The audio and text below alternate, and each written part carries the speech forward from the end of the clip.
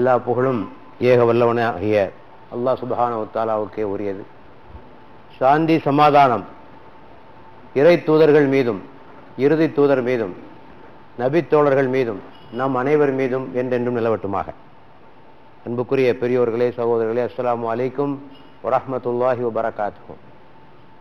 இறைவன் திருமறையிலே கூறுகின்றான், ஷஹ்ரு ரமலான் அல்லதி உன்சில ஃபீஹில் குர்ஆன் ஹுதன் லின்னாஸி வ பையினாத்தின் மினல் ஹுதா வல் ஃபுர்கான் வமன் ஷஹித மின்குமுஸ் ஷஹ்ர ஃபல்யஸும். இந்த ரமலானில் தான் நேர்வழியை தெளிவாக அறிவிக்கக்கூடிய, நன்மையும் தீமையும் பிரித்தறிவிக்கக்கூடிய ஒரு குர்ஆனை இந்த மாதத்தில் நாம் அருளினோம். ஹுதல் லின்னாஸி வ பையினாத், நேர்வழியை தெளிவாக அறிவிக்கக்கூடியது. ஒல் ஃபுர்கான், நன்மை தீமையை பிரித்தறிவிக்கக்கூடிய ஒரு வேதத்தை இந்த மாதத்தில் தான் நாம் அருளினோம். ஒமன் ஷஹித மின்குமுஷ் ஷஹர, எவர் இந்த மாதத்தை அடைய பெற்றாரோ அவர் நோன்பு நோற்றுக்கொள்ளட்டும்.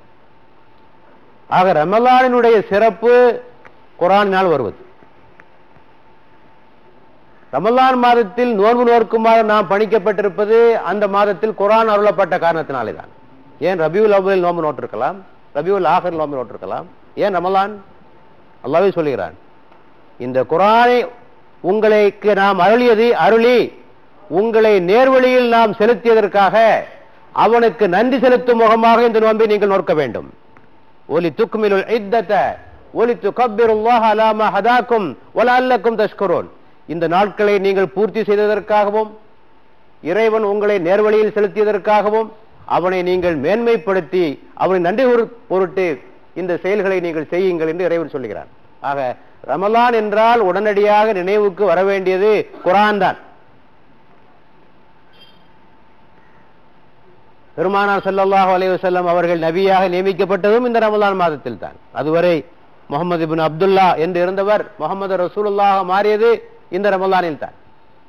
ஆகவேதான் இந்த இஸ்லாத்தினுடைய சிறப்பு குர்ஆனை சுற்றி இருக்கிறது. ஆகவே இந்த குர்ஆனை பற்றி இந்த மாதத்தில் ஆழமாக சிந்திக்க வேண்டிய பொறுப்பு நம் அனைவருக்கும் இருக்கிறது. இந்த குர்ஆன் என்ன சட்ட புத்தகமா, சட்டங்களுடைய தொகுப்பா? இல்லை, சட்டங்கள் உண்டு. குர்ஆன் பூராவும் சட்டமா இல்லை. நாம் நினைக்கிற மாதிரி குர்ஆன் ஒன்றும் மசாயில்களின் தொகுப்பல்ல. சட்ட திட்டங்களை சொல்லக்கூடிய வசனங்கள் மிக குறைவு என்பதை நீங்கள் புரிந்து கொள்ள வேண்டும். குர்ஆனிலே மிக குறைவு. மசாயில்கள் ஒன்றும் குர்ஆனில் அதிகம் கிடையாது. இது என்ன வரலாற்று புத்தகமா? வரலாற்று குறிப்புகள் உண்டு. நபிமார்களுடைய வரலாறு, முந்தைய சென்ற சமுதாயங்களுடைய வரலாறுகள் ஆங்காங்கே, முழுமையாக அல்ல, ஆங்காங்கே படிப்பினைக்கு தேவையான சில விஷயங்கள் மட்டும் ஆங்காங்கே குறிப்பிடப்பட்டிருக்கின்ற ஒரு நிலையை நீங்கள் பார்க்கின்றீர்கள். இது என்ன நீதி போதனைகளின் தொகுப்பா? நீதி போதனைகள் உண்டு. முழுமையாக நீதி போதனைகளாகத்தான் இருக்கிறது என்றும் சொல்ல முடியாது. இவை அனைத்தினுடைய கலவையாகத்தான் குர்ஆன் இருப்பதை உங்களாலே பார்க்க முடியும். ஆக இந்த குர்ஆன் என்பது ஒரு புதிய மனிதனையும் ஒரு புதிய சமுதாயத்தையும் உருவாக்குவதற்காக வந்த ஒரு வேதம் இது. A new man and a new society. சில வழிபாடுகளை கற்றுத் தருவதற்காக வந்த வேதம் அல்ல, சில சடங்குகளை கற்றுத் தருவதற்காக வந்த வேதம் அல்ல. ஒரு புதிய சமுதாயம், ஒரு புதிய நாகரிகம், புதிய ஒரு பண்பாடு. நீங்கள் சற்று எண்ணி பாருங்கள், குர்ஆன் வருவதற்கு முன்னர் அரபுக்கள் நிலை என்னவாக இருந்தது, குர்ஆன் வந்த பிறகு அவர்கள் எப்படி மாறினார்கள், இதை வைத்துக் கொண்டால் போதுமானது. பெரிய ஆராய்ச்சி எல்லாம் ஒன்றும் தேவையில்லை. இந்த குர்ஆன் வருவதற்கு முன்னர் அரபுக்கள் எப்படி இருந்தார்கள்? எழுத படிக்க தெரியாதவர்கள், நாடோடிகள், பெண் குழந்தைகளை உயிரோடு புதைப்பவர்கள், சதா சண்டை போட்டுக் கொண்டே இருப்பவர்கள், குலப்பெருமை மிக்கவர்கள், பெண் குழந்தைகளை உயிரோடு புதைத்தவர்கள், மதுவிலும் சூதிலும் மூழ்கி திளைத்தவர்கள், விபச்சாரத்தின் பக்கமாக இருந்தவர்கள், இப்படியெல்லாம் இருந்த ஒரு சமுதாயத்தை அப்படியே புரட்டி போட்டு ஒரு புதிய சமுதாயம் உருவாகவில்லையா இந்த குர்ஆனினுடைய வருகையினால்? ஆகவே நாம் எண்ணுவது போன்று இந்த குர்ஆன் என்பது வெறும் சட்டங்களுடைய தொகுப்போ, சில துஆக்களுடைய தொகுப்போ, அல்லது நோய் நிவாரணத்திற்கான சில மந்திரங்களை கொண்டிருக்கின்ற ஒரு புத்தகத்தினுடைய தொகுப்பா இல்லை. இது ஒரு புதிய சமுதாயத்தை உருவாக்குவதற்காக இறைவன் அருளிய வேதம் என்பதை நீ புரிந்து கொள்ள வேண்டும். இதற்கு குர்ஆனுக்கு குர்ஆன் வைத்திருக்கிற பெயர்களை தெரிந்து கொண்டால் போதுமானது. குர்ஆனுக்கு குர்ஆனை பல பெயர் வச்சிருக்கு. நான் ஆரம்பத்தில் ஹுதல் லின்னாஸ், மனிதர்களுக்கு வழிகாட்டியாக வந்தது. ஒல் ஃபுர்கான், நன்மையும் தீமையும் பிரித்தறிவிக்கக்கூடிய நூலாக வந்தது. குர்ஆன் என்பது ஒரு திக்ர், திக்ருல் லில் ஆலமீன். திக்ர் என்றால் நினைவூட்டி, நீங்கள் யார், எங்கிருந்து வந்தீர்கள், எதற்காக வந்தீர்கள், எங்கே போகிறீர்கள் என்பதையெல்லாம் உங்களுக்கு நினைவூட்டுகின்ற ஒரு நூல் இது. இது ஒரு ஷிஃபா, நிவாரணி. மாஹுவ ஷிஃபாவு ரஹ்மத்துல் லில் மோமினின். மோமின்களுக்கு இது ஒரு ஷிஃபாவாக இருக்கிறது. உங்களுடைய உடல் நோய்களுக்கும் உங்களுடைய உள்ள நோய்களுக்கும் இது அருமருந்தாக இருக்கிறது. இது ஒரு நூர், ஒளி, உங்களை இருட்டிலிருந்து வெளிச்சத்திற்கு கொண்டு வருவது. லித்துஹ்ரிஜன்னாஸ மினல் ஸுலுமாத்தி இலன் நூர். அறியாமையின் இருளில் இருந்து அறிவு என்ற ஒளிக்கு உங்களை கொண்டு வருகின்ற ஒரு நூல்.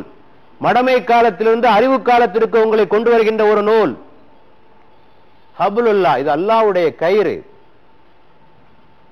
இது ஒரு நதீர், உங்களை எச்சரிக்கை செய்கின்ற ஒரு நூல். இது ஒரு பஷீர், உங்களுக்கு நற்செய்தி வழங்குகின்ற ஒரு நூல். இப்படி பல பேர் இருக்கு. சிலவற்றை மட்டும் உங்களுக்கு சொல்லியிருக்கேன். இந்த பெயர்களுக்குரிய அர்த்தத்தை புரிந்து கொண்டாலே, அதற்குரிய விளக்கங்களை புரிந்து கொண்டாலே குர்ஆன் எதற்காக வந்தது என்பதனை உங்களால் புரிந்து கொள்ள முடியும். இந்த குர்ஆனை படிப்பதனால் கிடைக்கின்ற நன்மைகள் ஏராளம். அது ஒரு உரையிலே சொல்லி முடிவதல்ல. இன்றைய உரைக்காக ஒரு கருத்தை மட்டும் சொல்லுகிறேன். இந்த குர்ஆனுடைய முக்கியமான ஒரு நோக்கம் மனித உள்ளங்களை தூய்மைப்படுத்துவது. தஸ்கியத்துன் நஃப்ஸ், நஃப்ஸை தூய்மைப்படுத்துவது.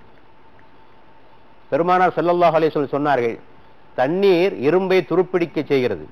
அதை போல பாவங்களினால் உங்கள் இதயங்களும் துருப்பிடித்து போகின்றன. துருப்பிடித்த இதயத்திற்கு மருந்து குர்ஆனை ஓதுவதும் மௌத்தை எண்ணி பார்ப்பதும் சொன்னார்கள். ரெண்டு தான் மனதை சுத்தப்படுத்துறதுக்கு ரசூலுல்லாஹ் கொடுத்த பிரிஸ்கிரிப்ஷன். குர்ஆனை ஓதுவதும் மௌத்தை எண்ணி பார்க்கிறது. மௌத்தை எண்ணி பார்த்தாலே துனியாவின் மேல் ஆசையெல்லாம் கொஞ்சம் கொஞ்சமா எல்லாம் குறைஞ்சு போயிடும். இதுக்காகவா உழவு ஓடி ஓடி சம்பாதிக்கிறோம்? ஹலால் ஹராம் பேணாம இவ்வளவு போட்டி போடுறோம். என்னப்பா திடீர்னு போகுது, ஹார்ட் அட்டாக் வந்து ஆளா காணும், முடிஞ்சு போச்சு, இவ்வளவு கஷ்டப்பட்டு என்ன பிரயோஜனம் என்பதாக மௌத்தை ஒவ்வொரு நாளும் எண்ணி பார்த்தால் துனியாவின் மீது உங்களுக்கு இருக்கிற ஆசைகளை அது குறைத்து விடும் என்று பெருமானார் சொன்னார்கள். அதற்கு அடுத்தபடியாக அவர்கள் சொன்னது குர்ஆனை ஓதி பார்க்க வேண்டும். குர்ஆன் எப்படி உள்ளத்தை தூய்மைப்படுத்தும்? அதற்கு பல விஷயங்களை சொல்ல வேண்டும். குர்ஆனை நீங்கள் படிக்கிற போது அல்லாஹ்வை பற்றி தெரிந்து கொள்வீர்கள். முதலாவதாக அல்லாஹ்வுடைய சிஃபத்துகள், அவனுடைய பண்புகள், அவனுடைய அதிகாரங்கள், அவனுடைய வல்லமைகள், அவனுடைய குதரத்துகள் எல்லாம் உங்களுக்கு தெரியும். இதனை படிக்க படிக்க அல்லாஹ்வின் மீது அன்பு உங்களுக்கு அதிகமாகும். அல்லாஹ்வை பற்றி அச்சமும் உங்களுக்கு அதிகமாகும். அல்லாஹ்வுடைய கருணை, அல்லாஹ்வுடைய இரக்கம், மன்னிக்கின்ற பண்பு இவற்றை பார்க்கிற போதும், அல்லாஹ் நமக்கு அருள் இருக்கக்கூடிய அருள் வளங்கள், அருட்கொடைகள், நிஅமத்துகள் இவற்றை படிக்கிற போதும் அல்லாஹ்வின் மீது அன்பு உண்டாகும். எவ்வளவு அல்லாஹ் நம்ம கொடுத்திருக்கான் பாருங்க. நேர்வழியை தந்திருக்கிறான். அதை நேர்வழி அருள்வதற்காக ஒரு வேதத்தை தந்திருக்கிறான், ஒரு நபியை அனுப்பியிருக்கிறான், சிந்திக்கின்ற ஆற்றலை தந்திருக்கிறான், கண் காது பார்வை ஐம்பொருள்களை தந்திருக்கிறான், நமக்காக இந்த உலகத்தையே படைத்திருக்கிறான், ஐம்பெரும் பூதங்களை படைத்திருக்கிறான். இவ்வளவெல்லாம் செஞ்சிருக்கிறான். அந்த இறைவனை நாம் நன்றி செலுத்த வேண்டாமா என்ற இறைவன் மீது அன்பு. அதை போல இறைவன் மீது அச்சம். அந்த இறைவனுடைய பிடியிலும் தப்ப முடியாது.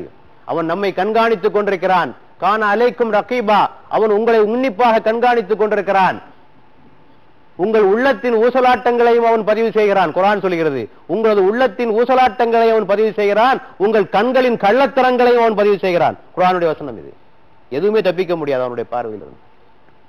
உங்களுடைய செயல்களை அவன் கண்காணிக்கிறான், பதிவு செய்கிறான், பின்னர் அவற்றை சாட்சியாக கொண்டு வருவான், விசாரணை செய்வான், தண்டனை கொடுப்பான், கூலி கொடுப்பான். இவ்வளவு அல்லாஹ் செய்ய போறான். இந்த வசனங்களை படிக்கிற போது அல்லாஹ்வின் மீது கொண்ட அச்சம். அதே போல மறுமையை பற்றி படிக்கிற போது உங்களுடைய உள்ளம் தூய்மை பெறும். மறுமையினுடைய காட்சிகள் குர்ஆன்ல ஏதாவது ஒரு பக்கம் சொல்லுங்க. மறுமையை பற்றி சொல்லாத ஒரு பக்கம் உண்டா குர்ஆனிலே? கிடையாது. எந்த பக்கத்தை போட்டினாலும் மறுமையை பற்றிய ஒரு வசனம் இருந்தே தீரும். மறுமையினுடைய காட்சிகள், சொர்க்கத்தின் காட்சிகள், நரகத்தினுடைய காட்சிகள் இவற்றை பார்க்கிற போது சொர்க்கம் செல்ல வேண்டும் என்ற ஆசையும், நரகத்திலிருந்து நாம் காப்பாற்றப்பட வேண்டும் என்ற உணர்வும் உங்களுக்கு தோன்றும். சொர்க்கவாசிகள் என்ன பேசிக் கொள்வார்கள்? உரையாடலாம் குர்ஆன்ல இருக்கு. உரையாடல், ஒரு சொர்க்கவாசியும் இன்னொரு சொர்க்கவாசியும் என்ன பேசிக் கொள்வார், ஒரு நரகவாசியும் இன்னொரு நரகவாசியும் என்ன பேசிக் கொள்வார், சொர்க்கவாசியும் நரகவாசியும் என்ன பேசிக் கொள்வார், அதுவும் குர்ஆன்ல இருக்கு. சொர்க்கவாசியும் நரகவாசியும் என்ன பேசிக் கொள்வார்? இவற்றை எல்லாம் படித்தால் அந்த மறுமையை பற்றிய சிந்தனை உங்களுக்கு ஏற்படும். அதே போல நபிமார்களுடைய வரலாறுகளை படிக்கிற போது, அவருடைய முன்மாதிரியை படிக்கிற போது நாமும் அதுபோன்று வாழ வேண்டும் என்ற உணர்வு உங்களுக்கு தோன்றும்.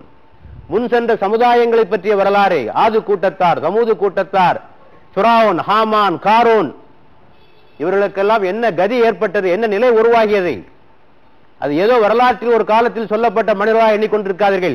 இன்றும் ஹாமான்கள் வாழ்ந்து கொண்டிருக்கிறார்கள், இன்றும் ஃபிரௌன்கள் இருக்கிறார்கள், இன்றும் காரூன்கள் இருக்கிறார்கள். நமக்கிட்டே இருக்காங்க, நம்ம உள்ளத்திலே இருக்காங்க. இப்ப காரூன் என்ன சொன்னான்? அல்லாஹ்வுடைய பாதையில் செலவழிக்க வேண்டும் என்று சொல்லிய போது அவன் சொன்னான், ஏன் செலவழிக்க? நான் கஷ்டப்பட்டு சம்பாதித்தது, என்னுடைய அறிவின் காரணமாக நான் சம்பாதித்தது, இதையே நான் இறை பாதையில் செலவழிக்க வேண்டும் என்று சொன்னான் காரூன். இப்படி சொல்லும்போது இன்று இல்லையா? இன்னைக்கு இல்லையா? பல பேர் இருக்காங்க. எதுக்கே செலவழிக்கணும்? எதுக்கு ஜகாத் கொடுக்கணும்? நான் கஷ்டப்பட்டு சம்பாதிச்சேன், நான் ஏன் கொடுக்கணும் சொல்றவங்க இருக்கா இல்லையா? ஆக காரூனுடைய பிரதிநிதிகள் இவர்கள். ஆக இடங்கள் மாறுகின்றன, பெயர்கள் மாறுகின்றன, காலங்கள் மாறுகின்றன, அதே குணங்கள் அதே பண்புகள் அப்படியே தான் இருந்து கொண்டிருக்கின்றன. ஆக அவர்களுக்கு என்ன கதி நேர்ந்ததோ அதுதான் உங்களுக்கும் நேரும் என்பதை இந்த குர்ஆன் வசனங்களை படிக்கிற போது உங்களுக்கு மிகப்பெரிய மாற்றங்கள் எல்லாம் அங்கே உருவாகும். ஆகவே குர்ஆன் உள்ளத்தை தூய்மைப்படுத்துவதிலே ஒரு முக்கியமான இடத்தை வகிக்கிறது. குர்ஆன் ஒரு கண்ணாடி, உங்களையே உங்களுக்கு காட்டுகிற கண்ணாடி. நீங்கள் யார்? நீங்கள் மோமினா, முஸ்லிமா, முத்தகினா, மூசினா, காபிரா, முஷ்ரிகா, முனாஃபிகா, யார்? குர்ஆன்ல வசனங்கள் இருக்கு. மூமினுடைய பண்பு எல்லாம் என்ன, முத்தகியுடைய பண்பு என்ன, என்னெல்லாம் வசனங்கள் இருக்கு. இவற்றை படிக்கிற போது எந்த பட்டியல் இருக்கு நீங்க பாத்துக்கலாம். உதாரணத்துக்கு அல்லாஹ் சொல்றான், முஹ்சின் என்றால் யார்? உத்தம பண்பினர்கள் என்றால் யார்? அவர்கள் வறுமையிலும் வளமையிலும் செலவழிப்பார்கள். நல்லா இருந்தாலும் தான தர்மம் செய்வான், கஷ்டமா இருந்தாலும் தான தர்மம் செய்வான். வறுமையிலும் வளமையிலும் செலவழிப்பார்கள், கோபத்தை அடக்கிக் கொள்வார்கள், பிறருடைய தவறுகளை மன்னிப்பார்கள். சூரா ஆல் இம்ரானிலே பார்க்கிறீர்கள். இந்த பண்பு உங்கள்கிட்ட இருக்க வச்சுக்கிடுங்க, நீங்க அந்த பட்டியல வர்றீங்க. இதுக்கு நேர் மாத்தமா அல்லாஹ் சொல்றான், முனாஃபிக்கின்னா யார்? இவர்கள் தொழுகைக்காக எழுந்து நின்றால் சோம்பலாகவே எழுந்து நிற்பார்கள். எப்படா தொழுக முடியாது, எதுக்கடா இங்க வந்தோம், வழி இல்லாம வந்து மாட்டிக்கிட்டோமோ என்று எண்ணுகின்ற அளவுக்கு சோம்பல் நிறைந்தவர்களாக இவர்கள் தொழுகையிலே எழுந்து நிற்பார்கள். அப்ப இந்த பண்பு இருக்குன்னா முனாஃபிக்காக ஆகிவிட்டோம் என்றல்ல, ஒரு முனாஃபிக்கிற ஒரு பண்பு இங்க உள்ள நம்மகிட்ட இருக்குன்னு அர்த்தம், ஒரு பண்பு இருக்குன்னு அர்த்தம். ஆக இப்படி ஒவ்வொன்றாக நாம் பார்க்க வேண்டும். குர்ஆனிலே ஒரு வசனம் இருக்கிறது. இந்த குர்ஆனிலே உங்களை பற்றியே சொல்லப்பட்டிருக்கிறது. ஃபீஹி திக்ருக்கும், உங்களை பற்றியே சொல்லப்பட்டிருக்கிறது. அஃபலா தாக்கிலூன், நீங்கள் அறிந்து கொள்ள வேண்டாமா என்று ஒரு வசனம். இதனை ஒரு தோழர் படித்தார், அஷ்ரப் பின் கைஸ், அலி ரலியல்லாஹு அவருடைய நண்பர். என்ன குர்ஆன்ல என்ன பத்தி சொல்லப்பட்டிருக்கா, என்ன பத்தி குர்ஆன்ல சொல்லப்பட்டிருக்கா, அது என்ன சொல்லுது, குர்ஆன்ல என்ன பத்தி எப்படி வரும்? ஓத ஆரம்பித்தார். எந்த வசனம் எனக்கு பொருந்தி வருகிறது, குர்ஆனிலே உள்ள எந்த வசனம் எனக்கு பொருந்தி வருகிறது? தொடர்ந்து ஓதிக்கொண்டே வந்தார். சூரா தௌபாவிலே 102வது வசனத்திலே வந்து நின்றார். இந்த வசனம் எனக்கு பொருந்தது, இந்த வசனம் எனக்கு பொருந்தது. இந்த வசனம் சொல்லுகிறது, தங்கள் குற்றங்களை ஒப்புக்கொண்ட மனிதர்களும் சிலர் இருக்கிறார்கள், அவர்கள் நற்செயல்களோடு தீய செயல்களையும் கலந்து விட்டிருக்கிறார்கள். ஆயினும் அல்லாஹ் அவர்களுக்கு கருணை புரியக்கூடும், அல்லாஹ் பெரிதும் மன்னிப்பவனாக இருக்கிறான். இந்த வசனம் எனக்கு பொருந்தது. என்ன சொல்லுது? தப்பு செய்யறான், ஆனா ஒப்புக்கொள்றான், நான் தப்பு தான் செய்யறேன். தங்கள் குற்றங்களை ஒப்புக்கொண்டவர்கள் இருக்கிறார்கள், நற்செயலோடு தீய செயல் ஒன்றாக கலந்து செய்கிறார்கள். நம்மளே போல அப்படித்தானே செய்யறோம், நல்லதும் செய்யறோம் கெட்டதும் செய்யறோம், ஆனால் குற்றங்களை ஒப்புக்கொண்டிருக்கிறார்கள். இப்படிப்பட்ட மனிதர்களை அல்லாஹ் மன்னிக்கிறான். இதுதான் எனக்கு பொருந்தது, இப்படி ஆளாதான் நான் இருக்கேன், இந்த ஆளாதான் இருக்கேன், நல்லதும் செய்யறேன் கெட்டதும் செய்யறேன், தப்புன்னு தெரியுது தொடர்ந்து செஞ்சுட்டு இருக்கேன், இதுதான் எனக்கு, இந்த வசனம் தான் எனக்கு பொருந்தது என்று அவர் சொன்னார். ஆக இப்படி நீங்க படிச்சீங்கன்னா எங்கே நீங்கள் இருக்கின்றீர்கள், நீங்கள் எந்த நிலையில இருக்கிறீர்கள், எந்த பட்டியலில் சேர்ந்திருக்கிறீர்கள் என்பதை உங்களுக்கு இந்த குர்ஆனுடைய வசனம் உங்களுக்கு அடையாளம் காட்டும். ஆக உங்களையே உங்களுக்கு காட்டுகின்ற கண்ணாடி இந்த குர்ஆன். ஆகவே இந்த குர்ஆன் இத்தகைய சக்தி படைத்ததாக இருக்கிறது. இந்த குர்ஆன் முஸ்லிம்களை மட்டுமல்ல, இஸ்லாத்தினுடைய பரம எதிரிகளையும் இஸ்லாத்தின் பால் கொண்டு வந்து என்பதெல்லாம் உங்களுக்கு தெரிந்த விஷயம். சையதுனா உமர் பின் கத்தாப் எப்படி இஸ்லாத்திற்கு வந்தார் என்பது உங்களுக்கு தெரியும்.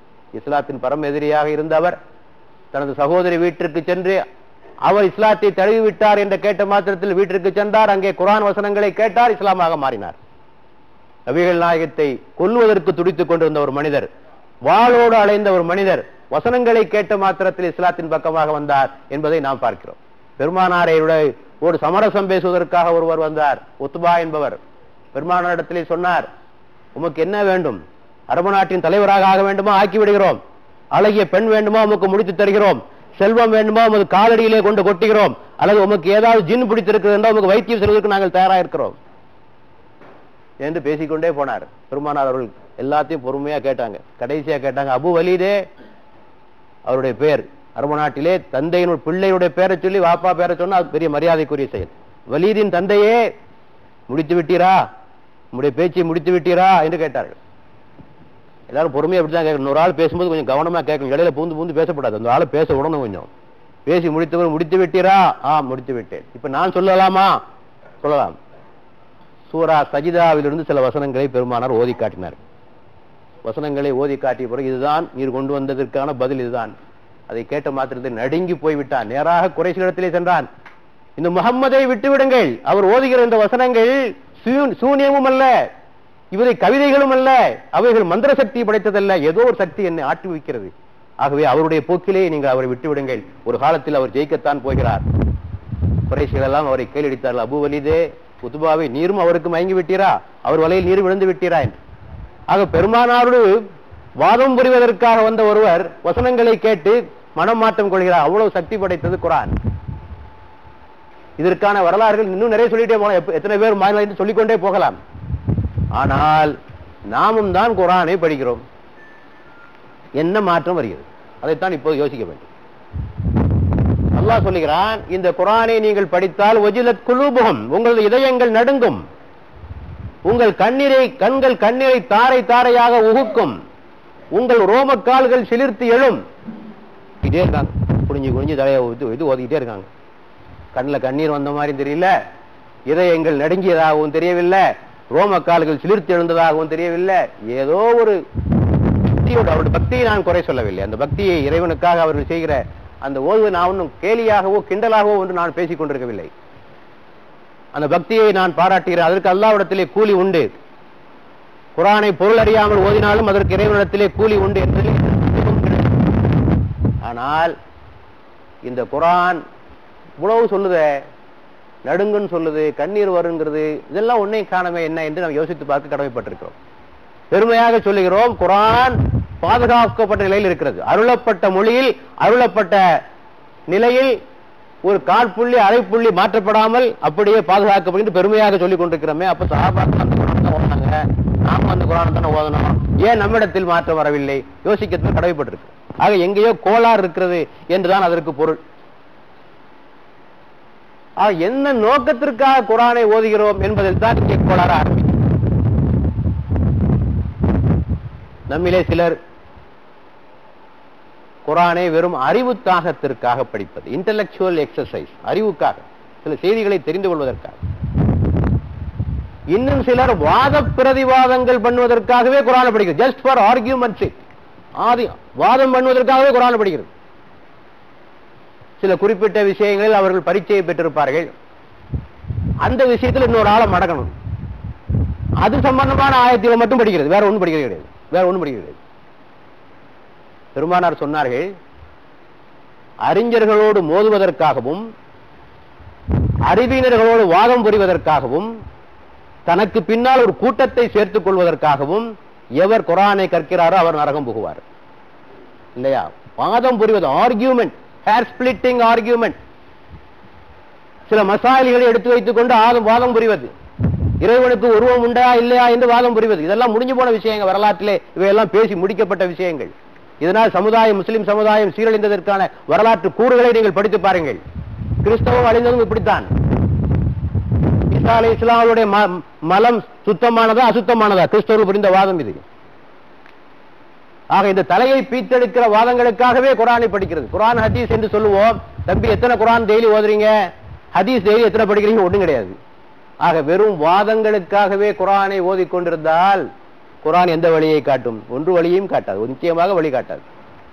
ஆகவே அதனை விட்டுவிட வேண்டும். இன்டெலெக்சுவல் எக்ஸசைஸுக்காக ஓதுவதை விட்டுவிட வேண்டும். குர்ஆனை ஓதுகிற போது ஒவ்வொருவரும் கேட்க வேண்டும், தனக்குள்ளே கேட்டுக்கொள்ள வேண்டிய கேள்வி, இந்த குர்ஆனை எதற்காக நான் ஓதுகிறேன்? எதற்காக நான் ஓதுகிறேன்? வழிகாட்டுகின்ற நூலாக என்னை இந்த குர்ஆன் வழி நடத்த வேண்டும். இந்த குர்ஆன் என்னுடைய உள்ளத்தை தொட வேண்டும். இந்த குர்ஆனை ஓதுவதனால் நான் மாற்றங்களுக்கு உள்ளாக வேண்டும். இந்த குர்ஆன் என்னிடத்திலே பாதிப்புகளையும் தாக்கங்களையும் ஏற்படுத்த வேண்டும் என்ற நினைவோடு இந்த குர்ஆனை ஓதுவோம் என்று சொன்னால் இந்த குர்ஆன் மாற்றங்களை ஏற்படுத்தும். இந்த குர்ஆன் எப்போதோ அருளப்பட்டதல்ல. இமாம் கஸ்ஸாலி ரஹ்மத்துல்லாஹி அவர்கள் சொன்னார்கள், இந்த குர்ஆன் என்னிடத்திலே எப்போது அதிகமான தாக்கத்தை ஏற்படுத்தியது தெரியுமா? அவர் சொன்னார்கள், நான் உணர்ந்தேன், இந்த குர்ஆன் இப்போது எனக்காக வந்து கொண்டிருக்கிறது. இது எப்போதும் அருளப்பட்டதில்லை, இன்று எனக்காக இறைவன் தந்து கொண்டு இருக்கின்ற வழி, இப்போது வழி எனக்கு வந்து கொண்டிருக்கிறது என்பதாக நான் உணர்ந்த போது இது அதிகமான தாக்கத்தை ஏற்படுத்தியது.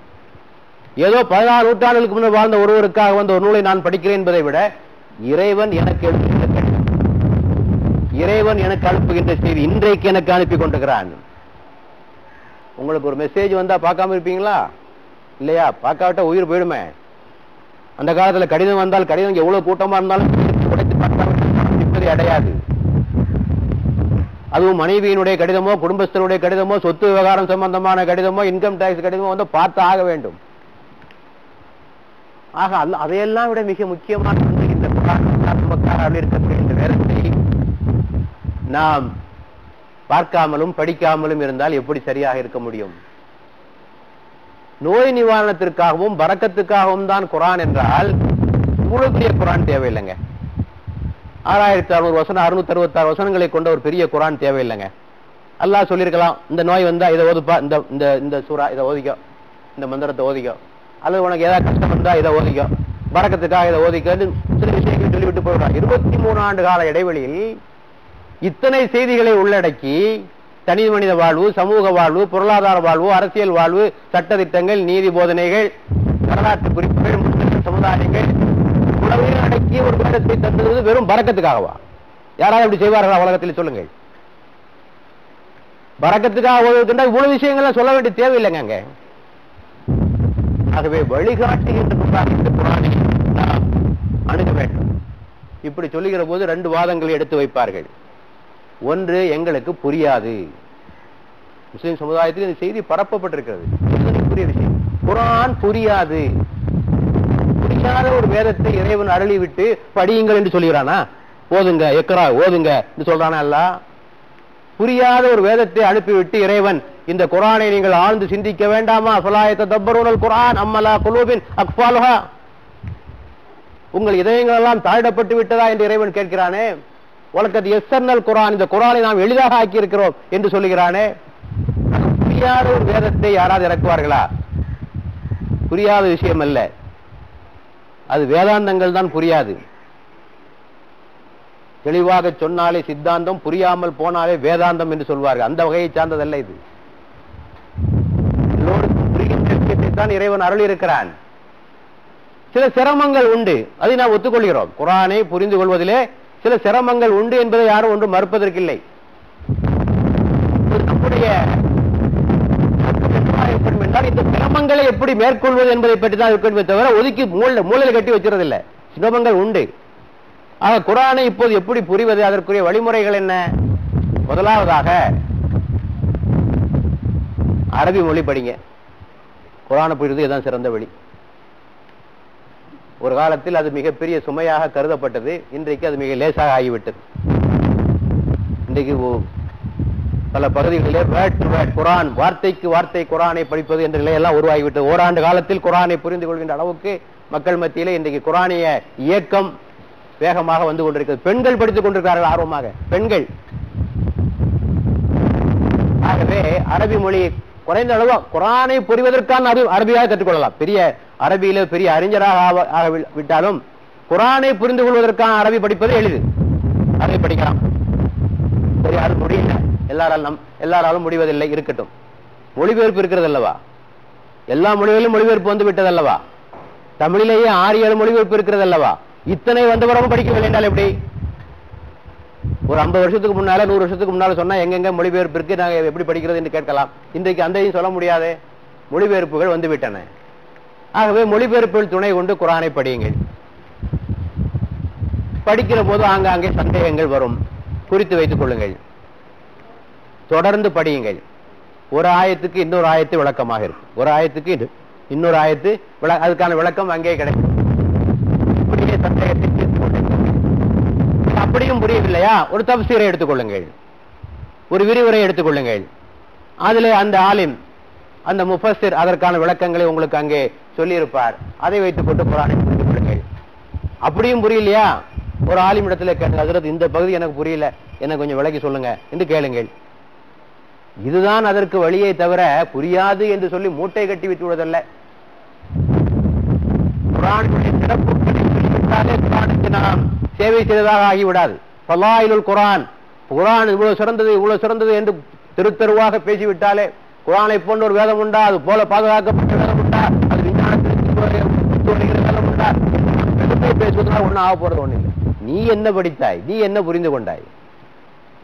எந்த நிலைக்கு நாம் உயர வேண்டும் என்று சொன்னால், நம்முடைய வாயிலிருந்து குர்ஆனுடைய மேற்கோள்கள் வர வேண்டும். எப்படி பழமொழிகள் வருகிறதோ, திருக்குறள் வருகிறதோ, இந்த பிரச்சனைக்கு அல்லாஹ் இப்படி சொல்றான் பாரு என்று சொல்லுகின்ற அளவுக்கு குர்ஆனுடைய வசனங்கள் நம்மிடத்திலே பிரபலமாக இருக்க வேண்டும். ஒரு பிரச்சனை வருகிற போது பாரு குர்ஆன் இப்படி சொல்லுதுப்பா, இதை வச்சுக்க உனக்கு பிரச்சனை தீர்ந்து போச்சு சொல்லுகின்ற அளவுக்கு குர்ஆனுடைய சிந்தனை நம்மிடத்திலே ஆழமாக உருவெடுக்க வேண்டும். ஆக அந்த நிலையை வைத்துக் கொள்ள வேண்டும். இரண்டாவதாக சொல்லுகப்படுகின்ற வாதம் நேரம் இல்லை. முற்காலத்தில் வடிகட்டிய பொய். நேரம் இல்லை என்று சொல்வது என்ன? ஒரு 15 நிமிஷம் கிடைக்காதா ஒரு நாளைக்கு? குர்ஆன் ஓதுறதுக்கு ஒரு 20 நிமிஷம் கிடைக்காதா என்ன? எல்லாத்துக்கும் நேரம் கிடைக்கிறது இல்ல. பேப்பர் படிக்கிறது நேரம் கிடைக்கிறது, டிவி பார்க்கறதுக்கு நேரம் கிடைக்கிறது, தூங்குறதுக்கு நேரம் கிடைக்கிறது, அரட்டை அடிக்கிறதுக்கு நேரம் கிடைக்கிறது, பீச்சுக்கு போறதுக்கு நேரம் கிடைக்கும், எல்லாத்துக்கும் நேரம் கிடைக்கும். குர்ஆன் ஓதுறதுக்கு நேரம் கிடைக்காது. ஆக பொய், இது பொய். தூக்கத்துல ஒரு 5 நிமிஷம் குறைச்சிக்கிடுங்க, பேப்பர் படிக்கிறது 5 நிமிஷம் குறைச்சிக்கிடுங்க, தூக்கத்துல ஒரு அரட்டை அடிக்கிறது 5 நிமிஷம் குறைச்சிக்கிடுங்க, டிவியில ஒரு 5 நிமிஷம் குறைச்சி நேரம் கிடைச்சிருச்சு. ஏன் கிடைக்காது? மனம் இருந்தால் மார்க்கம் உண்டு, மனம் இருந்தால் மார்க்கம் உண்டு, அக்கறை இருந்தால், ஆர்வம் இருந்தால் அல்லாஹ்வுடைய வார்த்தை படித்தாக வேண்டும். இம்மையினுடைய வெற்றிக்காக எவ்வளவு செலவழிக்கிறீர்கள்? ஆடிட்டர் போய் மணி கணக்கா உட்கார்ந்து வாதிக்கிறீங்க, அந்த சப்ஜெக்ட் உங்களுக்கு தெரியாத சப்ஜெக்ட் வாதிக்கிறீங்க, அவரோட உட்கார்ந்து ஒரு வக்கீலோட உட்கார்ந்து வாதிக்கிறீர்கள், அதுக்கெல்லாம் நேரம் கிடைக்கிறது. ஆனா குர்ஆன் படிக்க கூட நேரம் கிடைக்கல. கடைந்தெடுத்த பொய். ஆகவே அன்புக்குரிய சகோதரர்களை, இந்த ரமலானிலிருந்து குர்ஆனை படிக்க தொடங்கி விடுங்கள், குர்ஆனை வாங்கி விடுங்கள், மொழிபெயர்ப்பை வாங்கி விடுங்கள். வீட்டிலே கூட்டாக கூட உட்கார்ந்து பெண்களையும் குழந்தைகளையும் ஒன்றாக வைத்துக் கொண்டு குர்ஆனை வாசிக்கலாம். ஆக நீங்கள் எண்ணுவது போன்ற ஒரு பெரிய கடினமான காரியம் அல்ல. குர்ஆனுடைய படித்தால் உங்களுடைய வாழ்க்கையிலே மிக பெரும் மாற்றங்கள் நிகழும் என்பதை நீங்கள் புரிந்து கொள்ளுங்கள். மார்க்கத்திலே உங்களுக்கு இருந்த பல ஐயங்கள், குழப்பங்கள், சந்தேகங்கள் இவையெல்லாம் உங்களை விட்டு போய்விடும். இவர்கிட்ட போய் கேட்கறீங்க, அவரோட கருத்து சொல்றாரு, அவர்கிட்ட போய் அவரோட கருத்து சொல்றாரு, எதுங்க சரி? குழப்பமா இருக்கு இவனுக்கு. எதுக்கு அந்த குழப்பம்? நீயே படி, நீயே படி. ஆகவே இந்த ரமலான் மாதத்தில், வேதம் மாதம், இந்த மாதத்திலே குர்ஆனை நாம் அனைவரும் கற்க வேண்டும். அல்லாஹ் அதற்கான ஹிதாயத்தை உங்களுக்கும் எனக்கும் தர வேண்டும். வாஹிரு தாவானா அல்ஹம்துலில்லாஹி ரப்பில் ஆலமீன்.